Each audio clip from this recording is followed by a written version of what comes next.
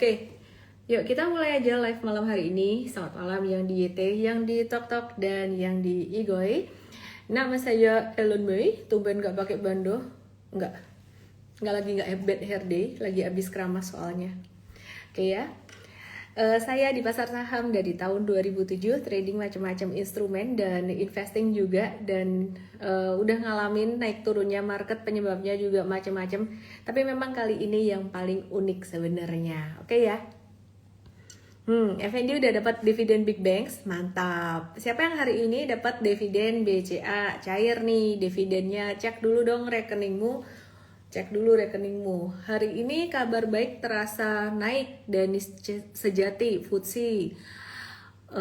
Bagus, saham naik, Trump minum obat. Katanya salah dosis dikit, IHSG dan bursa lain pun hijau menawan. Oke, mantap. Oke ya, saya izin matikan komen teman-teman semuanya. Kita mulai live malam hari ini. Start dari IHSG dulu, terus kemudian aku mau bahas kondisi makro gimana ya. Jadi perangnya agak tertahan, FTSE kalian tahu gimana ya. Nanti aku akan bahas lengkapnya. Start dari IHSG dulu. Akhirnya perdagangan hari ini mencapai angka 20 triliun lagi. 20,9 triliun rupiah. Didominasi saham bumi 1,7 triliun rupiah. Kemarin ada yang panik buminya merah, hari ini hijau guys. Ya jadi merah cuma 5% doang dan porsinya juga 5% doang. Hari ini hijau guys, gitu. Jadi jangan mudah panik dengan pergerakan jangka pendek, tapi lebih ke ngelihat cycle di dalam jangka menengahnya juga ya, bukan cuman kayak sehari gitu. Terus hari ini perdagangan juga didominasi oleh saham BBRI 1,3 triliun rupiah di pasar reguler, kemudian diikutin saham cuan 1,2 triliun rupiah ya. Jadi saham cuan 1,2 triliun rupiah, tapi tren besarnya masih turun gitu. Di pasar negosiasi ada saham Tekim yang transaksinya 336 miliar dan patternnya mulai ada tanda muntuk-muntuk mau naik. Cuman kita masih watch. Di pasar negosiasi ada juga saham BBRI dan SMMA, totalnya 1,8 triliun. Terus hari ini asing net buy 573 miliar di pasar reguler, yang di net buy asing saham Big Banks BBNI yang kalian kemarin sempat pusing-pusing, turun-turun ya gitu. Terus still a good investment untuk for Big Banks seperti yang saya bilang dari kemarin-kemarin. Kemudian AADI ini juga di net buy asing 142 miliar, meskipun hari ini ada gencatan senjata yang membuat harga sahamnya turun. Kemudian BRMS hari ini ada di net buy asing 96 miliar dan bentuknya ada breakout kayak gini, tapi kita nitipnya di grup Bum itu, kita nitip sendalnya di saham Bumi ya, Bumi Resources gitu. Jadi ini satu sentimen dari FTSE itu merupakan satu sentimen yang positif buat BRMS juga ya guys gitu. Kemudian ada saham Dewa 93 miliar net buy. Jadi saham-saham Bakri hari ini mulai bergerak naik unyu-unyu gitu. Bumi nggak bisa dibilang unyu-unyu sih, transaksinya lumayan gede 1,7 T. Kemudian saham BBCA ya hari ini ada net buy 92 miliar. Nah pertanyaannya, ini naiknya beneran nggak sih semua ini?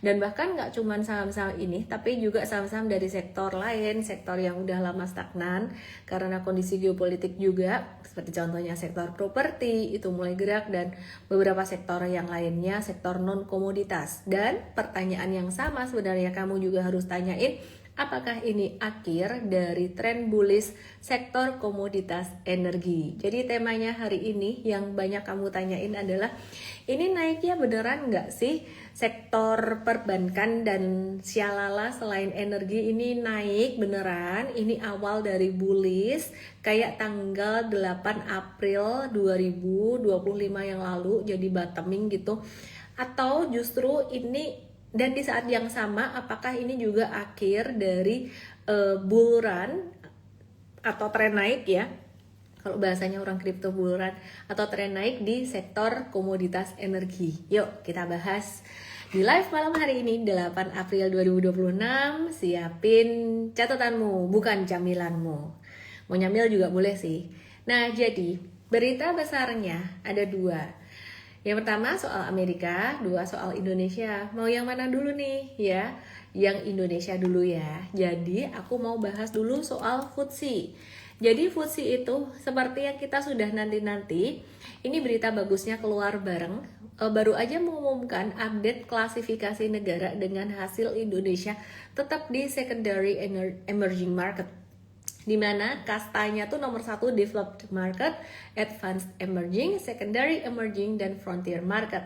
Nah, FTSE menegaskan bahwa Indonesia itu nggak turun kasta ke frontier market, tapi juga nggak masuk watchlist. Watchlist itu apa sih? Watchlist adalah daftar negara yang dipertimbangkan untuk naik ataupun turun kelas. Kabar bagusnya nggak dipertimbangkan turun kelas, tapi kabar nggak bagusnya nggak dipertimbangkan untuk naik juga. Jadi masih adem-adem, diem-diem di situ gitu ya. Nah, jadi posisi Indonesia itu sementara ini masih dalam posisi wait and see di FTSE gitu ya. Meskipun belum naik kelas, tapi setidaknya tidak turun kasta gitu. Nah, kenapa Indonesia nggak dimasukin ke watchlistnya FTSE? Karena ya lagi wait and see, rapi-rapi di BEI, Bursa Efek Indonesia, dan OJK ini, apakah pelaksanaannya bisa berjalan dengan konsisten atau enggak. Nah, jadi sekarang Indonesia tuh masih dalam tahap pembuktian baik ke FTSE maupun ke MSCI. Apa yang membuat menarik dalam pengumuman FTSE hari ini sedikit memberikan nafas lega bahwa nanti kemungkinan besar MSCI juga akan mengikuti langkah yang sama, tidak akan menurunkan Indonesia ke frontier market. Merespon apa? Ada beberapa kebijakan baru seperti pembukaan data pemegang saham 1%, memperluas kategori investor dari 9 menjadi 39 subkategori, menetapkan masa batas jadi lebih jelas, di sini lebih ada clarity investornya siapa aja, menetapkan batas minimum free float 15% dan memperkuat sistem pengawasan pasar. Nah, update selanjutnya itu bakalan dikasih sebelum review indeks Juni 2026. Tanggal penting berikutnya yang perlu dipantau adalah 12 Mei 2026 itu adalah rebalancing index MSCI, dan 22 Mei 2026 adalah rebalancing index FTSE. Jadi pertengahan Mei ini jadi gongnya banget gitu ya. Nah, pertanyaannya gimana hasil country review FTSE buat negara lain? Ada satu yang menarik selain Nigeria, Vietnam, selain Nigeria, Yunani, Mesir, Oman, dan juga Korea Selatan, yang paling menarik itu Vietnam. Vietnam itu naik kasta dari frontier market, naik kasta ke secondary emerging market, sama kayak Indonesia. Jadi ngejar posisinya Indonesia di FTSE sebagai secondary emerging market. Pertanyaannya, kenapa sih Vietnam ini bisa di-upgrade? Karena akses investor asing tuh makin mudah karena sistem trading dan broker global itu diperbaiki. Kemudian masalah lama seperti kewajiban setor dana di awal itu mulai dibenahi, infrastruktur pasar makin siap dengan sistem yang lebih modern dan juga dengan koordinasi yang lebih rapi gitu. Nah, terus OJK juga menyiapkan aturan baru RBB untuk ngedorong bank membiayai program prioritas pemerintah ya. Jadi ada kabar lagi dari OJK gitu. Cuman sebentar, kita bahas dulu yang FTSE tadi deh, ada yang kelupaan yang sebelum saya ngebahas tentang berita dari OJK ini gitu ya. Jadi kabar bagusnya Indonesia nggak di downgrade, kabar kurang bagusnya Indonesia nggak di upgrade, tapi Vietnam mulai ngejar Indonesia, mulai naik kasta gitu ya. Nah, hal ini juga berpotensi nanti di MSCI 12 Mei itu pengumumannya sekitaran bulan Mei itu, kemungkinan hasilnya juga akan seperti ini gitu ya. Saya jadi terpikir kalau MSCI seandainya menaikkan kasta Vietnam juga ya, berarti ada tanggal-tanggal tertentu di MSCI ini yang perlu diperhatikan, dan aliran uang investor asing ke pasar modal MSCI ini bakalan mengalir deras ya. Jadi bakalan mengalir deras ke pasar modal di Vietnam. Ralat, salah ngomong tadi. Pasar modal Vietnam bukan pasar modal MSCI gitu. Jadi investor asing bakalan masuk ke sana karena dia naik kasta gitu. Pertanyaannya, kamu mau investasi di pasar modal Vietnam? Gimana caranya ya? Saya juga penasaran gitu. Udah fokus di Indonesia dulu aja. Kenapa? Karena Indonesia kalau udah bersih-bersih, udah rapi-rapi, nanti harapannya setelah bulan Mei juga akan jadi lebih bagus. Teman-teman kita di OJK dan IDX lagi kerja keras. Bagaimana dengan pasar saham global saat ini? Pasar saham global pastinya juga akan merespon positif apa yang terjadi di Amerika dan Iran yang saya akan bahas setelah ini. Nah, jadi itu berita utamanya dari FTSE yang langsung hari ini value transaksi bursa naik kencang. Apakah karena sentimen positif dari gencatan senjata atau dari FTSE-nya, dari pengumuman FTSE? Saya rasa kedua-duanya sangat berpengaruh sekali karena Trump kemarin kan nakutin banget ya, mau ngebombardir, mau menyerang besar, dan itu juga menyeret harga saham big banks turun juga kemarin.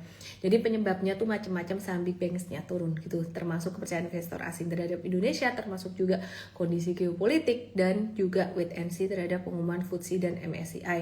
Nah, terus tadi aku sempat mention dikit, OJK tuh lagi nyiapin aturan baru RBB buat ngedorong bank untuk membiayai program prioritas pemerintah.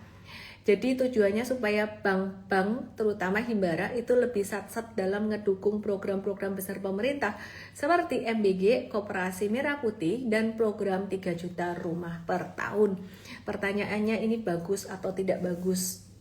Ya, ini bukan berarti bank itu dipaksa buat ngasih pinjaman sih gitu. Penyaluran kredit ini sifatnya enggak wajib. Jadi keputusannya tetap ada di tangan masing-masing bank Himbara, karena mereka harus tetap mengelola manajemen resikonya.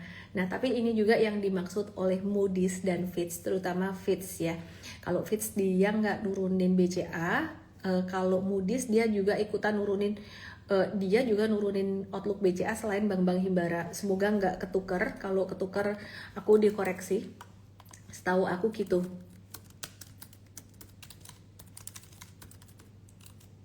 Oke, gitu ya.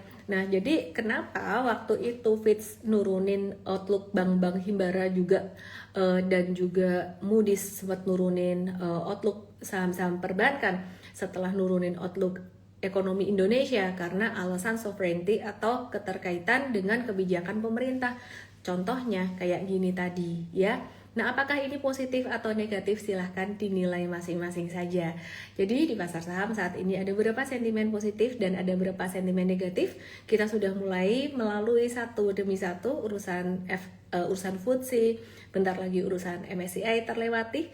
Semoga di semester 2 pasar sahamnya bisa lebih positif gitu. Sekarang kita ke global yuk. Ya, oh ya benar nih, dikonfirmasi sama tim aku, Moody's yang nurutin rating BCA juga.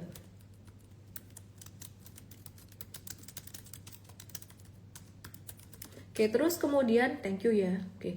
Terus kemudian Amerika dan Iran ini menyepakati gencatan senjata 2 minggu. Yang menarik, gencatan senjata ini dilakukan terjadi 1,5 jam setelah Amerika itu setelah Amerika ngumumin mau nyerang Iran ya. Jadi sebelum deadline serangan Amerika gitu. Nah, yang nengahin siapa sih? Yang nengahin itu Pakistan. PM-nya atau Perdana Menterinya Shehbaz Sharif ya berhasil menjembatani antara Amerika dan Iran. Jadi jembatan penyeberangan, jembatan kepercayaan, karena punya hubungan baik dengan Amerika, Iran, Arab Saudi, dan juga China. Sebenarnya Pakistan tuh posisinya kayak kita dan kayak negara lain juga sih, pusing. Selat Hormuz tuh ditutup, harga energi melonjak, tekanan ekonominya ke domestik, harga barang-barang naik ya. Karena itu mereka mendorong negosiasi lanjutan di Islamabad gitu loh. Jadi teman-teman pengusaha ya, teman-teman pengusaha plastik, teman-teman saya itu bilang wah harganya naik semua, agak susah barangnya. Saya tanya apakah dengan adanya Selat Hormuz dibuka lagi saat ini hasilnya bisa lebih bagus, harganya bisa turun?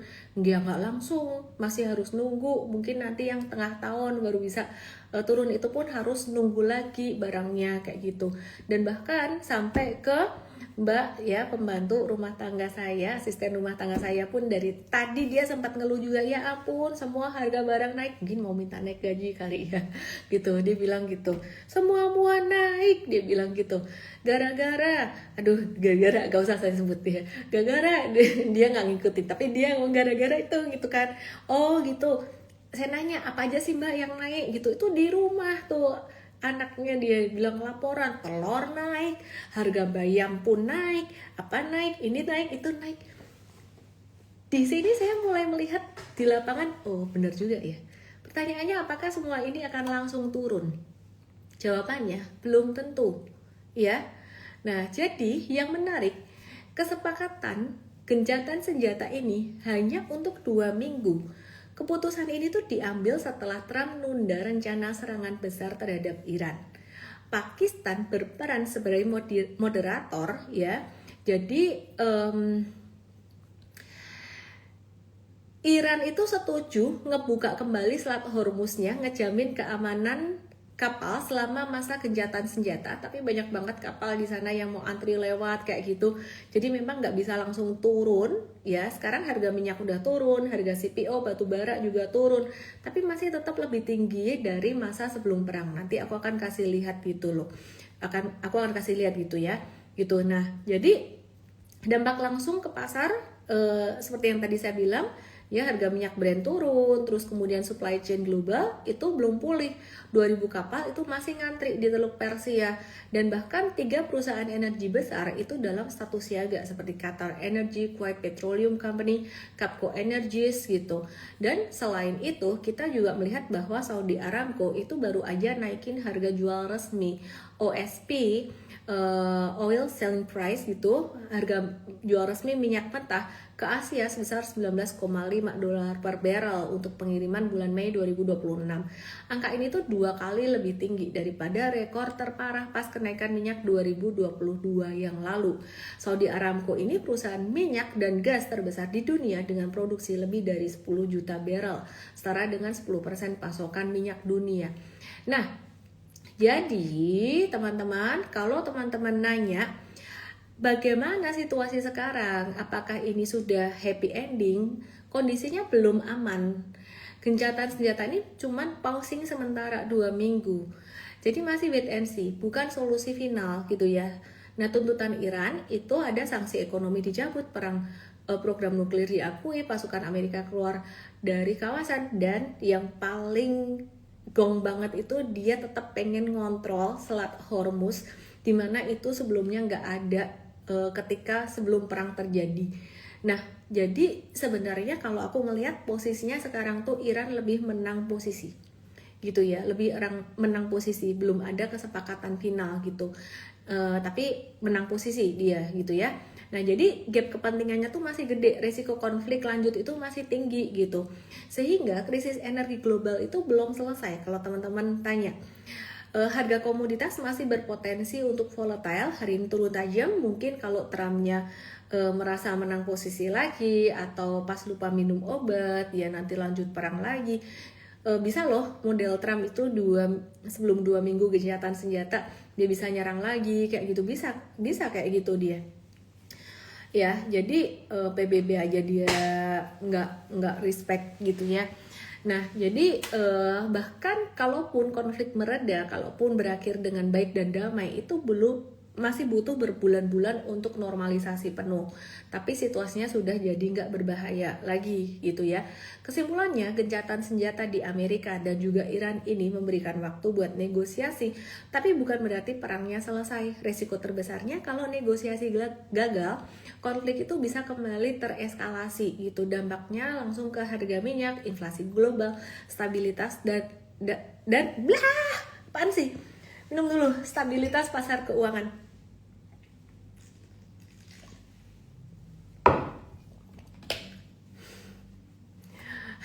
dan juga stabilitas pasar keuangan. Oke, sekarang waktunya tebak-tebakan. Siapa yang nebak perang bakalan berakhir setelah 2 minggu ini? Kasih smile.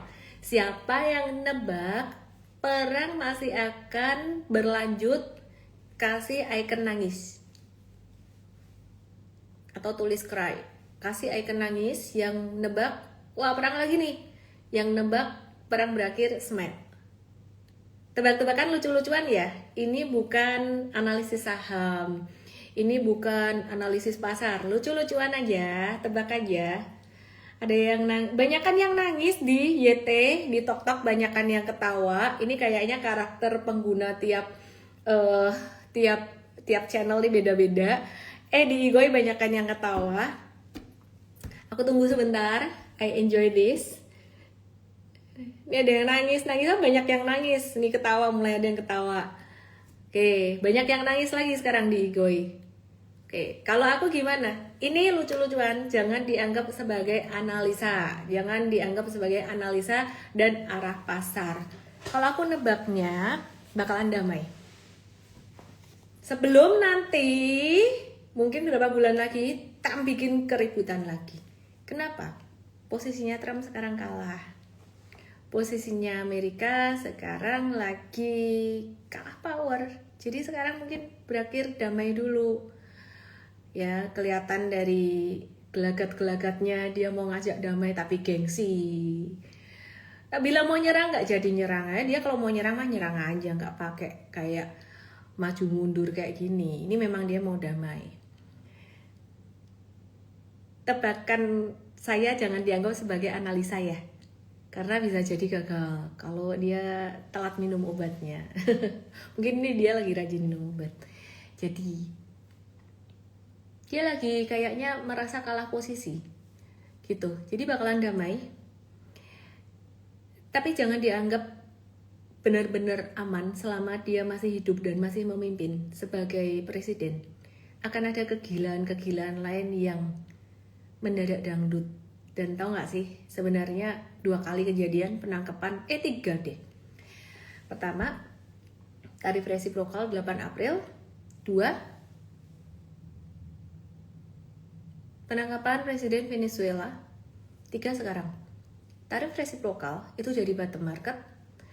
Penangkapan Maduro, Presiden Venezuela, itu jadi awal kenaikan harga minyak yang dari sideways mulai belok naik pelan-pelan. Yang ketiga kali ini, perkiraan aku, tapi tolong jangan dianggap sebagai analisis karena ini gak ada nih analisis chartnya, analisis fundamental gak ada.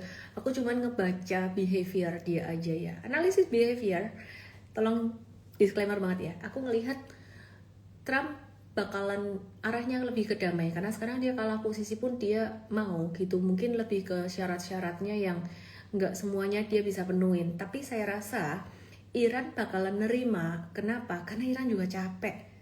Biayanya juga banyak yang dikeluarin dan sekarang dia udah merasa di atas angin. Gitu loh. Jadi kayak nggak semuanya dipenuhin, mungkin ya nanti dulu ya, sebagian ntar dulu ya, sebagian ntar dulu ya. Ya udah nggak apa-apa. Jangan santai kalau misalkan perang berakhir bakalan bisa terjadi sesuatu lagi. Sekarang saya menjawab pertanyaan kamu. Bagaimana saham-saham perbankanmu? Kabar bagus. Kalau negosiasi berjalan dengan baik, ceasefire gencatan senjata berjalan dengan baik, maka saat ini jadi bottom saham-saham perbankan. Tapi sekali lagi, tolong jangan dianggap ini sebagai satu kepastian. Karena saya cuma ngebaca karakter Trump aja. Dan ini bukan analisis chart, ini bukan analisis fundamental gitu. Aku ngebaca karakter Trump. Mungkin dia udah cukup kumpulin barang, saya nggak tahu juga. Atau mungkin dia udah profit taking, saya nggak ngerti juga. Tapi saya melihat ini bisa menjadi bottom market. Dengan catatan ya, dia damai gitu. Setidaknya beberapa bulan. Tapi bukan berarti kalian boleh all in ya. Semua harus tetap ada batasnya karena masih banyak faktor yang lain. Oke. Tidak hanya saham banking, kalau memang ini damai, saham properti, properti yang udah mulai di-remind lagi di Invest. Kemudian saham non komoditas energi itu juga berpotensi. Ingat kata-kata saya, berpotensi, bukan pasti, berpotensi bottoming. Kalau memang sesuai dengan perkiraan saya. Saya bukan Prof Jiang yang kalau nebak Trump selalu benar. Ya kali ini kan Prof Jiang benar ya, Iran yang menang gitu. Bener lagi itu. Cuman ya kira-kira kayak gitu ngebaca behaviornya. Sekarang pertanyaannya ke saham-saham energi. Yang kemarin rally saham-saham energi. Mungkin hari ini malah aduh, kok gencatan senjata ya? Gak jadi naik gitu. Mungkin beberapa begitu. Teman-teman, bersyukur ya teman-teman ya, kalau ada gencatan senjata yang kita pikirin bukan saham-saham kita personal doang. Yang kita pikirin adalah kesejahteraan semua orang, bukan cuma di negara kita tapi juga di seluruh dunia gitu loh. Aku juga ngerasain kok yang kamu rasain. PTB aku yang tadinya cuannya udah lumayan ya, nah turun kan, jadi kemarin kena trailing stop. Beberapa yang buat trading udah kena trailing stop, ya udah masih ada nih sisanya yang buat dividend investing gitu. Nah tapi di situ saya juga merasakan sebagai seorang manusia normal pasti mikirnya, waduh cuannya jadi gak maksimal. Cuman kita harus tetap bersyukur guys, gak jadi perang. Dan kekhawatiran saya yang paling mengerikan itu adalah energy shortage. Kalau benar-benar nggak ada BBM, saya sih kagum ya, sampai hari ini kok masih bisa pemerintah masih ada BBM. Itu masih bukan soal harga BBM nggak naik gitu, karena harga BBM nggak naik itu buah si malakama juga, bisa bikin defisit anggaran melebar gitu ya. Itu summary pertama yang mungkin melegakan kalian.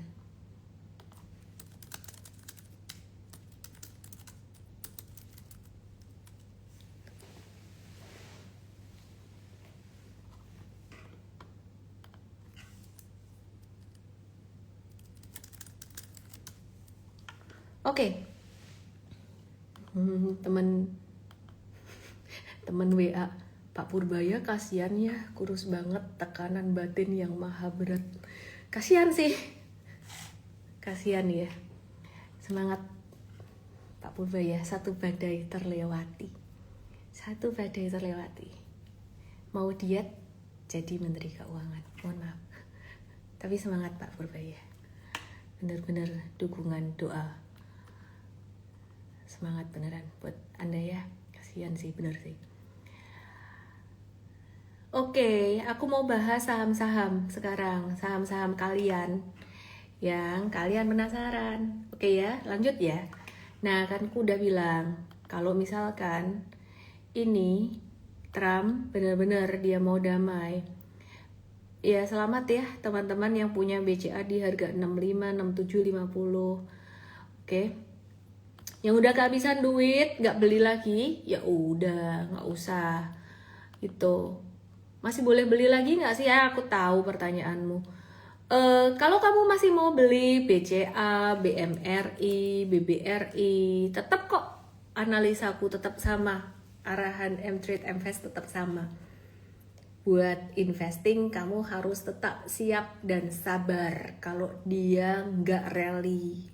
Kalau dia ternyata rally seperti 8 April 2025 waktu itu bottoming terus rally, ya bersyukur, seneng aja gitu udah. Tapi manage your expectation, naik tapi mungkin belum tentu rally. Faktornya banyak, ngomongin big banks, selain geopolitik, selain FTSE MSCI, kepercayaan investor asing terhadap Indonesia, terhadap para pengambil kebijakan diperhatikan. Seperti contohnya kemarin ada video di acara yang dibuat oleh Detikcom, salah satu pejabat yang mohon maaf izin banget tuh ngomong, katanya defisit anggaran mah emang kenapa, kenceng ngomongnya. Itu diperhatiin loh sama investor asing ya, di forum waktu itu 2 Februari. Pak Menteri kita yang baik hati dan ceria. Dulu masih ceria, sekarang agak kurang ceria kayaknya. Dulu ceria di forum bercandaan ya, oh pakai bahasa Indonesia dia ngerti nggak sih ini ya kan, saya PhD apa itu, analisnya baru S2 kayak gitu. Terus tanggal berapa ya, tanggal 6 tanggal 4 acaranya, tanggal 6 kemudian di downgrade sama Moody's, termasuk BCA di downgrade outlook bukan rating. Jadi faktornya banyak guys. Kalau aku bilang gencatan senjata, potensinya sih ngelihat Trump kayaknya bakalan damai, itu bisa naik. Tapi kalau di dalam negeri ngomongnya masih kayak gitu cara komunikasinya, investor asing tuh ngelihat. Terus selain itu ya, tapi Pak Profesor udah berubah bagus banget sih, udah berubah jauh lah, cara komunikasinya udah berubah jauh. Mohon maaf banget kesebut beliau, tapi beliau tuh udah baik banget sekarang, udah jauh lah. Kita ngomong yang lain-lain. Itu diperhatiin investor asing dari cara ngomongnya.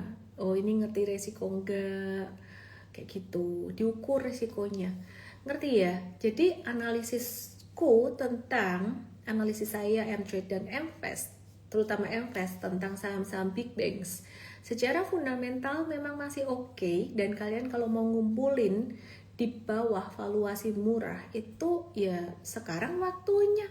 Kapan lagi BCA standar deviasi -2? Murah banget. Tapi jangan berharap langsung naik cepat. Dan kamu kalau beli sekarang murah, nanti tahun depan kamu bisa dapat dividen lagi harapannya. 2 tahun ini Himbara ngasih dividen yang tinggi 2 tahun berturut-turut gitu ya. Jadi next year nggak tahu apakah dividennya tinggi nggak. Kemungkinan besar bisa tinggi ngelihat tren 2 tahun ini. Oke, terus kemudian bagaimana dengan saham-saham yang lain? Kita coba lihat ya. Aku langsung aja ke saham sektor energi, karena aku percaya kalian pasti banyak banget yang penasaran sama saham sektor energi. Mari kita bahas saham sejuta umat zaman 2007 dan sekarang jadi sejuta umat lagi di 2026. Saham Bumi Resources Tbk. Dengan adanya MSCI memberikan pengumuman satu badai kecil telah terlewati ya, dan kita ngelihat di sini mulai ada pattern akumulasi lagi. Jadi ya masih bisa di watch, tapi badai utamanya belum berlalu. Masalah MSCI itu belum berlalu, tapi perkiraan sudah lebih bagus gitu. Nah, jadi kalau kalian mau trade ini sebaiknya tunggu retracement sekitaran level 228-230-an. Kalau bisa ada sedikit retracement ke situ, dan catatannya pas retrace tuh nggak ada volume. Kalau ada volume bahaya ya. Kenapa disaranin pas retrace bukan hajar breakout di atas? Ya karena nanti kalau kamu turun rugi, stres lagi. Kayak kemarin aku buka YouTube live ini langsung ada yang teriak-teriak Bumi rungkat, ikut M-Trade Bumi rungkat. Kulihat rugi berapa sih? 5%. Hari ini udah hijau tadi ya. Hari ini udah posisinya udah BEP atau mulai cuan gitu. Terus size-nya berapa sih? Emang M-Trade suruh beli berapa banyak gitu ya? 5% doang ternyata.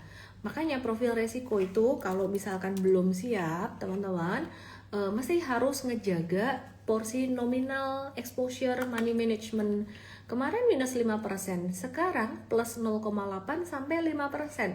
Jadi ada yang namanya koreksi normal, ada yang namanya koreksi yang memang tidak normal, yang kita memang harus exit. Kemarin masih koreksi normal, turun dengan volume kecil dibandingkan hari sebelumnya. Bahkan gencatan senjata pun nggak bikin Bumi turun. Kenapa? Karena kemarin ya dia belum terapresiasi, dia belum naik dengan harga komoditas batu bara yang udah naik. Beda dengan PTBA, ITMG, dan AADI. Nah ini harga batu bara kemarin masih sideways, gencatan senjata langsung jatuh gitu. Nah si Bum dia belum naik sendiri gitu. Terus kemudian aku mau kasih lihat juga bagaimana kabarnya dengan PTBA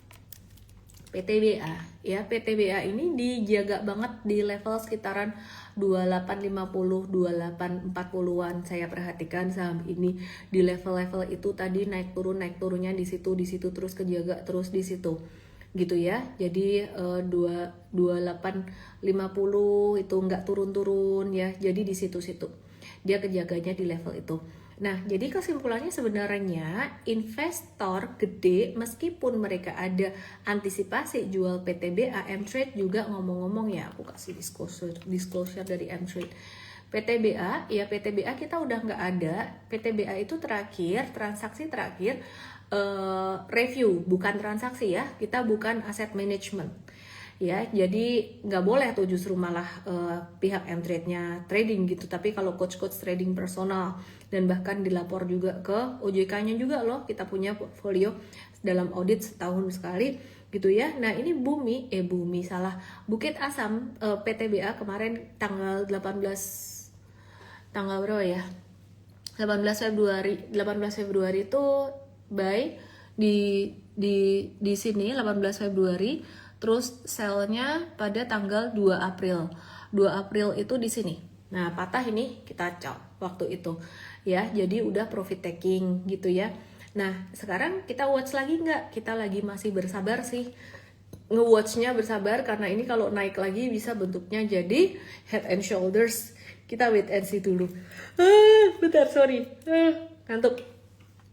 Oke. Terus kemudian ini AADI dia breakdown dari MA20-nya. Tapi seperti halnya PTBA, meskipun dia jatuh, AADI ini masih ada yang nampung-nampungin, masih ada yang beli-beli gitu ya. Bahkan AADI ini masuk dalam net buy asing 142 miliar. Sehingga ya AADI ini masih jadi pantauan kita. Loh, bukannya M-Trade itu contoh nih, tak kasih lihat. Bukannya M-Trade-nya profit stop loss AADI gitu ya, sempat stop loss AADI atau jual AADI yang beli di atas ya. Sebelumnya profit taking, ada profit taking ya, 3 profit taking, ini 2 stop loss di sini. Ada yang sempat beli buyback ya, buyback di atas ini. Ada sempat stop loss gitu. Kenapa? Karena kita investor retail teman-teman ya, retail harus hormatin ikan besar arahnya kemana. Ketika tadi pagi breakdown ya, ada gap down di sini dan penyebabnya gencatan senjata dan secara internal saya melihat juga bahwa ini kayaknya bisa damai nih gitu. Kalau gitu harga batu baranya turun, ya udah kita caw dulu, amanin modal dulu, nanti kita bisa masuk lagi. Nah, bedanya apa dengan institusi atau investor gede yang hari ini malah masuk net buy 142 miliar? Bedanya apa? Bedanya duit mereka 142 miliar net buy ya. Jadi lebih dari itu sebenarnya. Itu kecil buat mereka, teman-teman ya. Itu kecil. Jadi istilah kata kalau salah beli mereka ya masih punya amunisi, nunggu lagi di bawah di sini. Masih punya amunisi lagi. Nah, teman-teman, remah-remah rengginang kita retail nggak boleh ya masuk kita ngomongin diri kita remah-remah rengginang. Apaan sih? Remah-remah emas batangan. Yang di TikTok yang di YT boleh ke IG aku _official. Aku mau lihat komennya. Dividen harus mengendap dulu 3 tahun alias tidak bisa langsung diambil, ganti kena korteks. Oh iya, biar nggak ini toh pajak. Oke.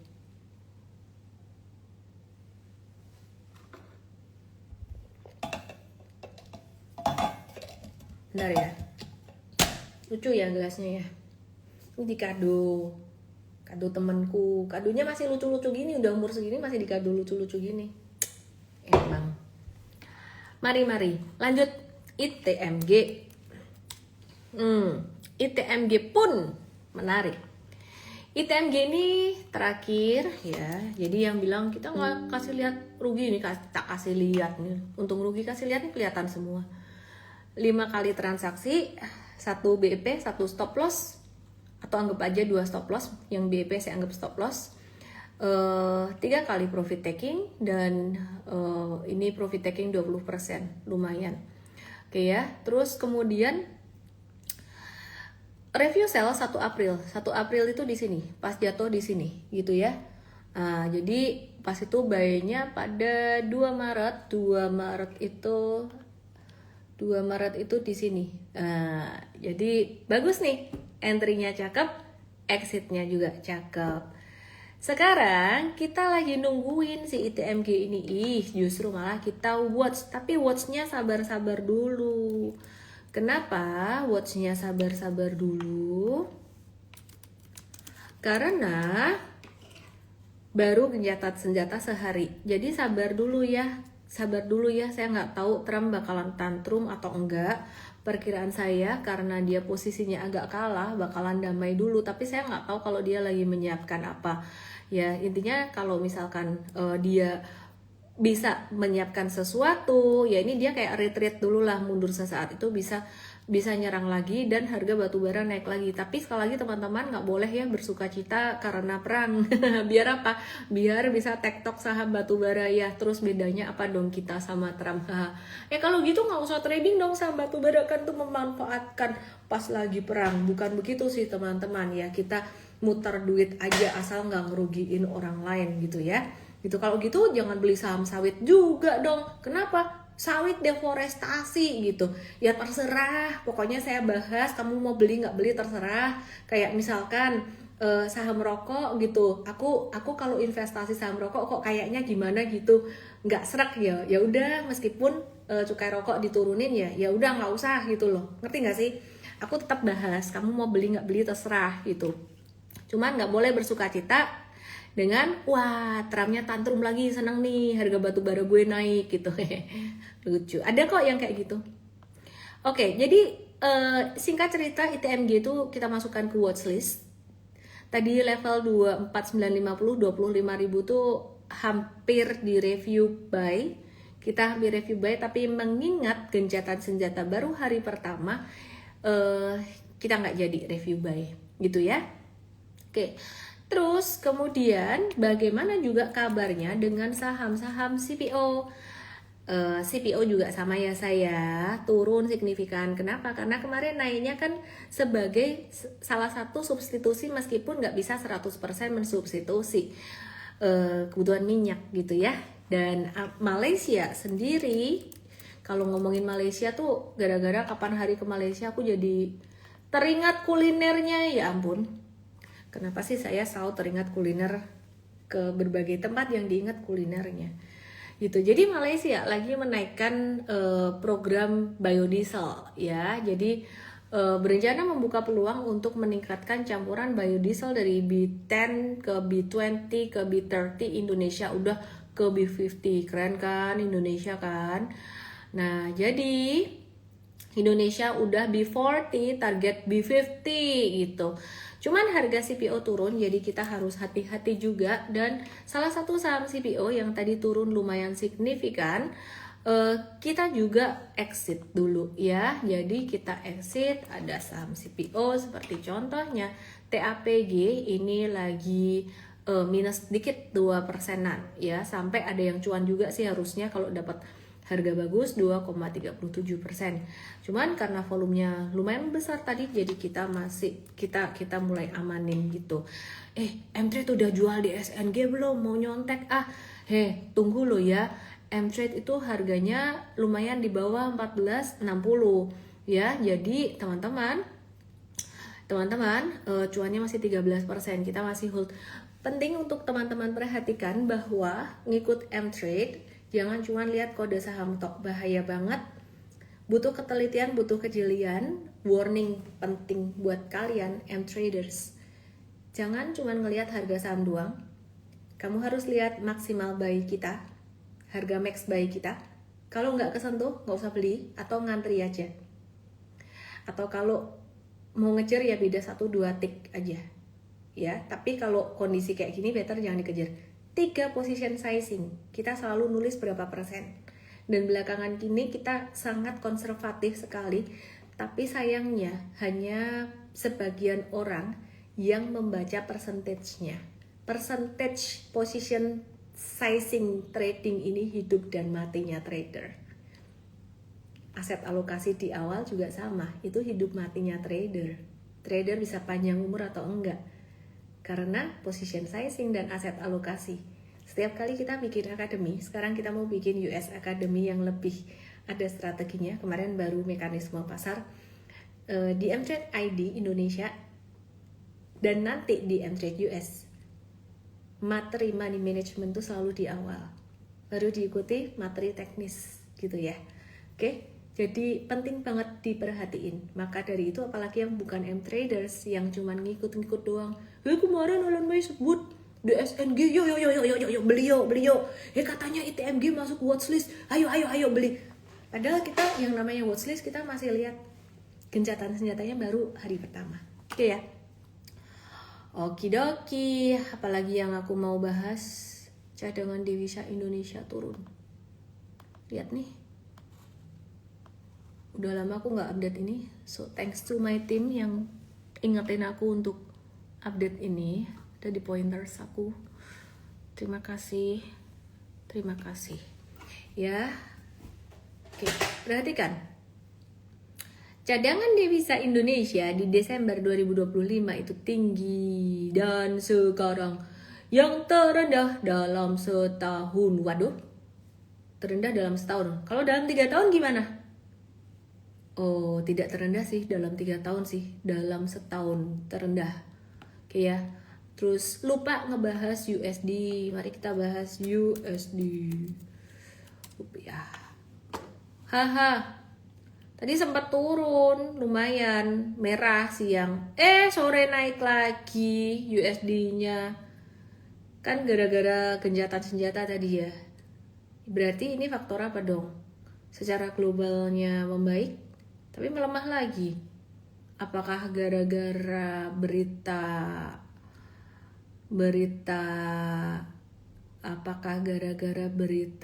apa tadi ya? Berita OJK ngasih pengumuman apa tadi? Menyiapkan aturan baru RBB buat ngedorong bank membiayai program prioritas pemerintah. Kok kayaknya enggak? Ya, jadi ada banyak faktor yang mempengaruhi. Oke? Jadi meskipun aku merasa Trump ini bakalan damai dulu sampai dia menyiapkan strategi berikutnya, dan berpotensi saham-saham sekarang tuh menjadi bottoming ya. Artinya bottoming tuh ya kemarin level terendah, potensi naik. Tapi tolong ini jangan dianggap sebagai satu kepastian. Kenapa? Karena ada banyak banget faktor penentunya sekarang ini gitu. Oke, terus laba BBYB, bahas BBYB yuk dikit yuk, out of topic dikit dari ini. BBYB ini M-Trade ada review buy beberapa hari yang lalu, hari ini meroket guys.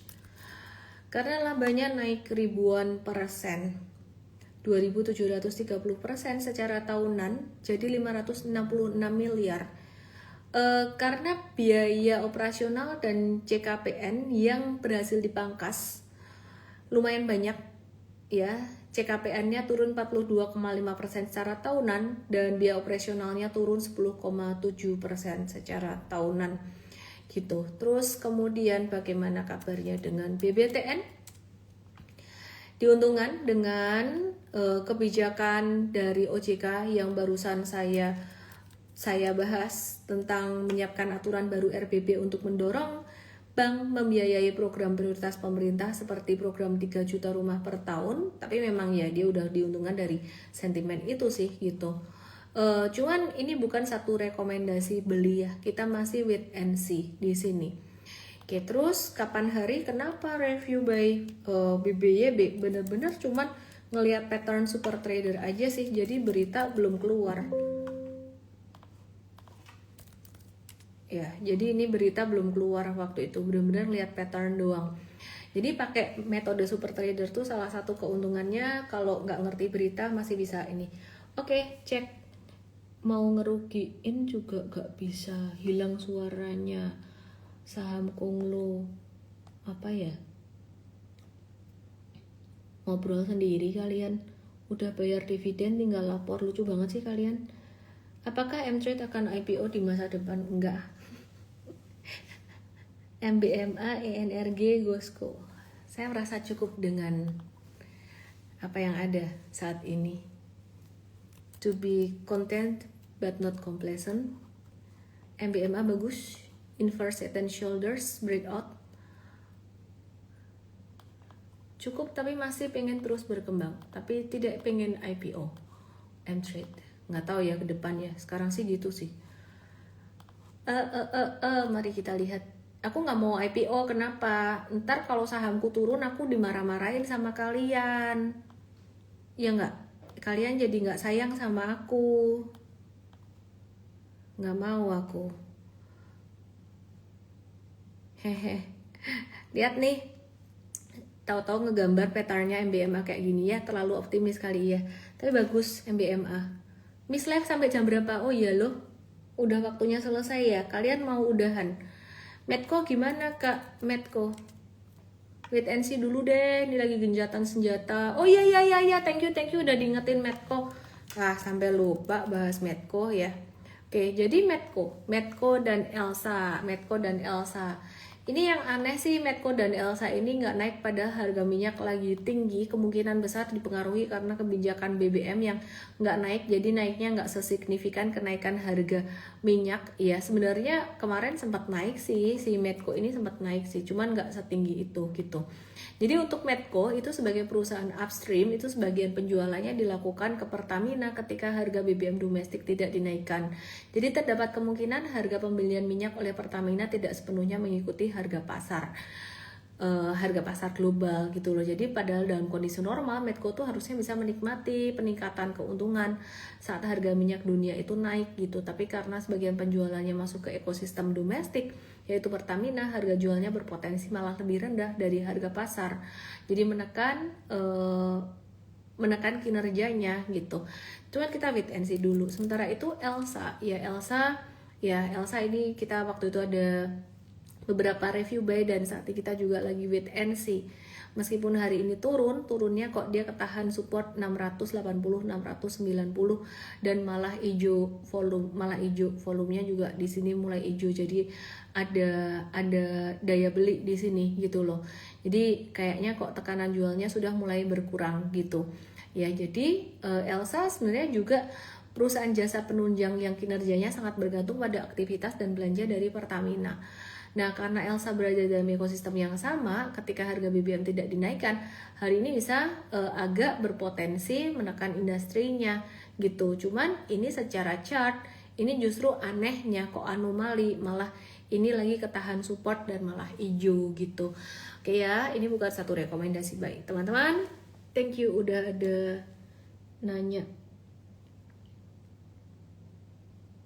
Minyak CL dulu ya, ada yang nanya kayak gitu. Batu bara sih yang justru malah exit ya, kena trailing stop. Emas potensinya gimana? Tuh, yang di YT aku jawabin juga ya. Perhatiin ya. Emas per hari ini dia breakout kecil. Ada breakout kecil di sini 4751. Tapi volumenya nggak gede. Jadi aku ngelihat kenaikan emas ini sifatnya sementara aja sih. Udah gitu aja ya guys ya. Kita mendoakan negara kita semuanya. Kita doain Pak Purbaya sehat-sehat. Memang berat jadi Menteri Keuangan pada masa seperti saat ini.